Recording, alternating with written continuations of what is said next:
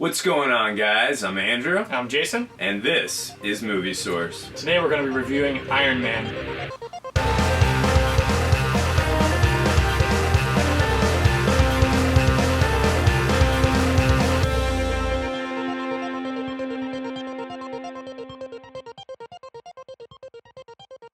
Alright, so Iron Man is directed by Jon Favreau. It also stars Robert Downey Jr., Gwyneth Paltrow, Jeff Bridges, and Terrence Howard, who didn't last in this franchise much longer than this movie. But yeah, when I went to see this movie for the first time, I didn't really know much about it. I kind of hadn't been paying it that much attention, and I didn't really have high hopes for it. I kind of thought it was going to be whatever. I didn't really know that much about Iron Man.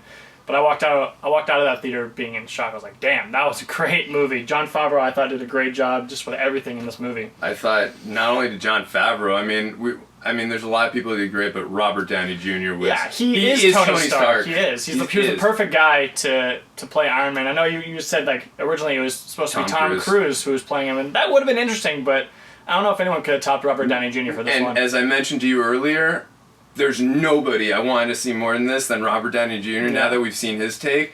I still would have been curious to see Tom Cruise, but I'm very happy that we got Robert Downey Jr. He was the perfect fit. Oh, he still is the perfect fit, so... Yeah. He's still probably one of, if not my favorite, Avenger. He still is the biggest star by far. I'd say, like, kind of also, like we were talking earlier, like, Tony Stark is a little bit of Marvel's, Marvel's Bruce Wayne, but obviously they've totally different characteristics, but just the billionaire, they're coming up with making their own suit. Both their parents were killed, so they both have that tragic backstory.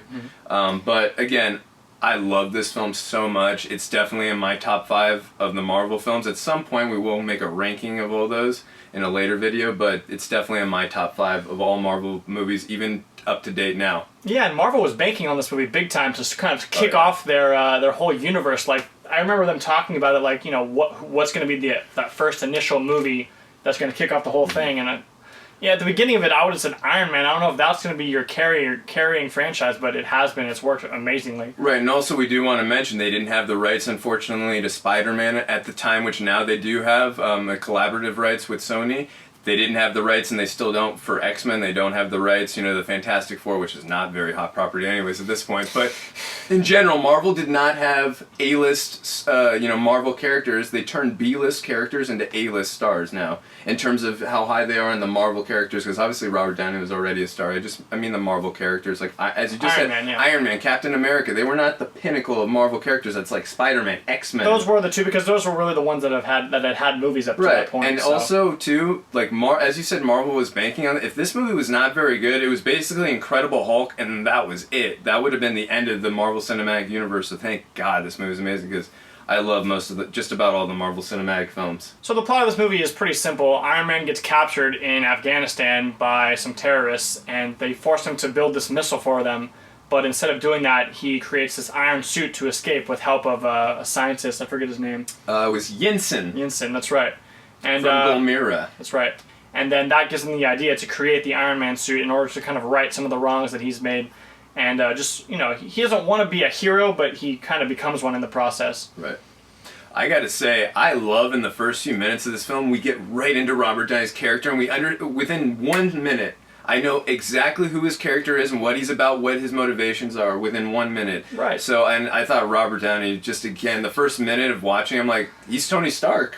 Right away, and I like how they make it funny at first, but then right away it's like intense and like action. You get all these bombs start going off, and it almost felt like a war movie kind of. Yeah, in those. It just changes the tone so much. Where like you're laughing, and all of a sudden, oh crap, there's like shit's going down, like, you know what I mean? And then it immediately goes 36 hours earlier where we see him, being that playboy, eccentric, billionaire, and I loved how they were showing that aspect of it too right before he gets captured. Yeah, it's a quick flashback, and it moves very quickly and gets you right back to that point within just a few minutes, and they tell you all the story that you need to know without having to overdo scenes, and just they move quick, and it makes the movie more fun to watch. Adding to what you just said, the pacing of this film is very quick. It's not like there's a lot to to notice and watch, but it's very quick pacing. It's pretty easy to follow. It's very well directed. It's very well acted. The dialogue is very good in this movie. It's funny.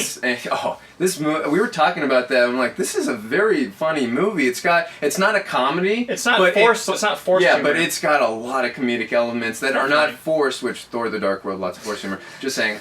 But also, yeah, I agree with you. The humor is not forced. It's organic. And I love organic humor. A lot of that comes from Robert Downey Jr. kind of improving some of his lines for sure. He's funny for sure. But. Oh yeah, there's no doubt that he took over a few scenes from Jon Favreau and was like, let me just do my thing. Well, I'm sure John was telling him, just go, do your thing. I'm sure, you know what I mean, vice versa, but Robert, go do your thing, dude. The way Robert Downey Jr. plays Iron Man, you just get the sense that he's very intelligent, very smart. He gives off that vibe really, really well. And I love how they did Iron Man's origin story. They kind of just put you right into the action, like, very early. Oh, no doubt. And also, when you talk about him being intelligent, what I also love about intelligent characters on film, I love it when I can understand exactly what they're saying and it makes me feel smarter watching them. Robert Downey, just listening to him talk, I'm like, he's a genius and I completely understand everything he's saying.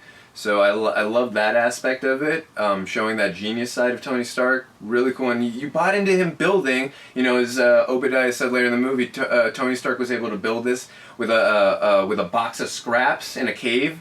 So, I mean, he sold it. He really sold it. Robert Downey was just incredible in this.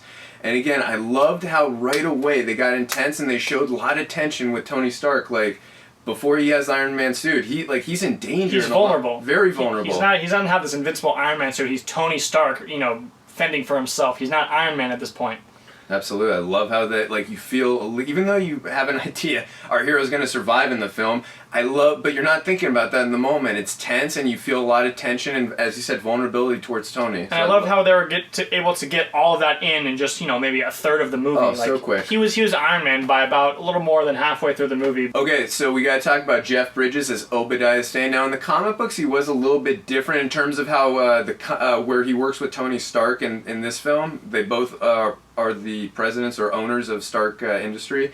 In the comics, I believe Obadiah has his own company, and he's not affiliated with Stark Industries. Stane Industries? Something like that. Yeah. Anyways, the point is, I kind of liked how they gave them a backstory and a history together. Right. Kind of those like newspaper clippings, kind of when they were giving Tony's little... I love those kind of moments where you don't have to see the past, you can just get little clippings of it and you understand, okay, I get where they come from and what motivates and drives this character. Right. So I love stuff like that. Even if we can't see flashbacks, just show little stuff like that is really neat. I like that filmmaking. Yeah, little quick montages and they had a little bit of narration over it. But I gotta say, Jeff Bridges, again, out of all the Marvel films, he's definitely not my favorite villain for sure. I'd say Loki probably is. Definitely. But, yeah, I really enjoyed Obadiah and I enjoyed Jeff Bridges' performance. I thought he was a pretty menacing villain.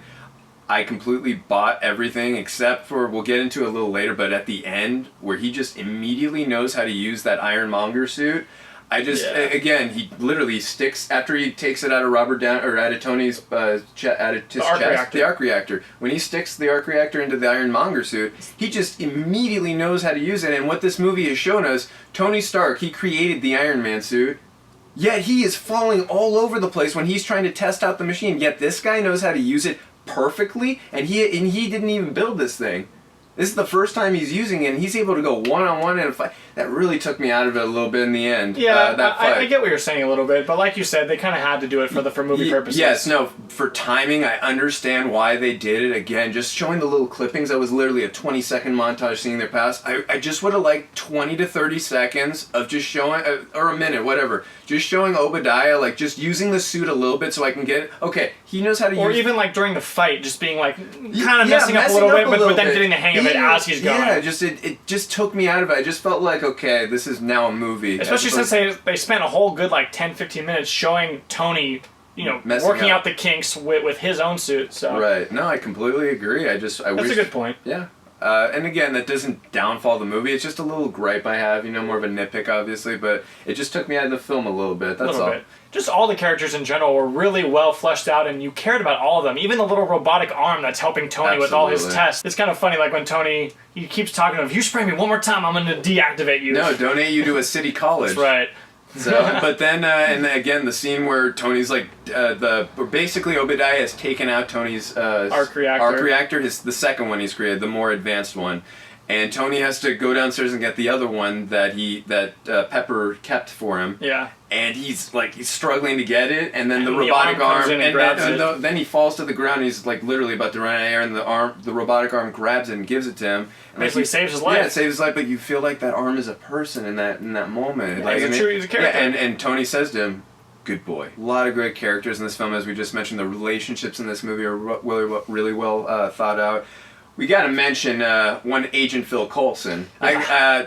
Love Phil Coulson. Even in this first movie, just as a standalone, I love Phil Coulson in this movie. Obviously, now that we've seen where he's become, I'm a big fan of Agents of S.H.I.E.L.D. I'm pretty sure you are as well. It's a good show. Setting up for Avengers East. I love how they're putting Easter eggs in the film right away. So cool. It was really... well, they knew they were coming up with all these movies in the MCU, yeah, but so again, they had to set everything up. And just to add to that, as we said earlier in this video, yes, they did know that, but if this movie did not do well critically or didn't make money, there's no... Well, I think they were planning on it doing well, so... I know, but you can plan for stuff, but you can't, and you know what I mean? Well, again, it worked out. I'm just saying, if it was a bad movie, which thank goodness it wasn't, their plans would have been skewered. Also, we got to mention the effects in this movie. Top notch. 2008, right? This is 2008, the same year as Dark Knight, 2 months before. The CGI, is almost not even noticeable. Oh, everything looks real, and Iron Man's flying through the whole city, it all looks really well done. Yeah, absolutely. The effects are phenomenal. Whenever the most memorable scene for me when he first the new Iron Man suit, the gold and red one. Yeah, I love that suit. The Mark II suit. When he lands in Gomera and he shoots a few guys, and then there's a bunch of hostages, and then he puts his repulsor rays down, and then all of a sudden you see his tracking system, and then shoulder missiles. Boom! He just targets each one. 4 guys. He just takes them all out in one shot, and the theater was like, yes! Yeah, it was pretty awesome. Oh, that whole first introduction to Iron Man when he's in the suit is just so great. And then when he throws the guy out and he says them in that modulator voice, he's all yours. And I love it when I'm like, this is Iron Man. And then he gets shot out of the air by some tank. He lands on the ground and he avoids the tank missile again. He just turns around and shoots a little missile at him. Just casually. I love how he casually and he turns around and the camera angle is just so perfect with Iron Man walking towards it and the tank exploding. And to add to that, the camera work in this film, very well shot. It just made it look like whenever Iron Man's flying, you're on a ride with him. And it makes it fun. And the best part about what he said, it didn't feel like CGI. I was not being taken out of the movie. I felt like I was flying with Iron Man. Also, we got to mention that this film started a trend that, because of this movie, I got to say, I never leave the theater now at the end credits. You gotta wait, because you never know if there's going to be, although if it's a Marvel movie, there's going to be a credit scene at the end of the credits, but now you just never know. Yeah, now, and every time a movie ends and there's no end credits, I say, damn you, Marvel! But anyways, I love that. I mean, me and I'd say 5 or 6 other people, because again, it was the first, as we said so many times, this is the first Marvel film, so not a lot of people knew to stay for that end credits. And basically, you got Nick Fury in there, played by Samuel L. Jackson, telling Tony Stark, there's a world bigger than you. We want to talk to you about the Avengers Initiative. It kicks off the entire thing. The theater, the 5 or 6 guys left in the theater erupted. I thought the place was going to go down, but I'm like, yes, Avengers! I can't wait to see this. I'm so excited. Absolutely. Awesome. So, absolutely.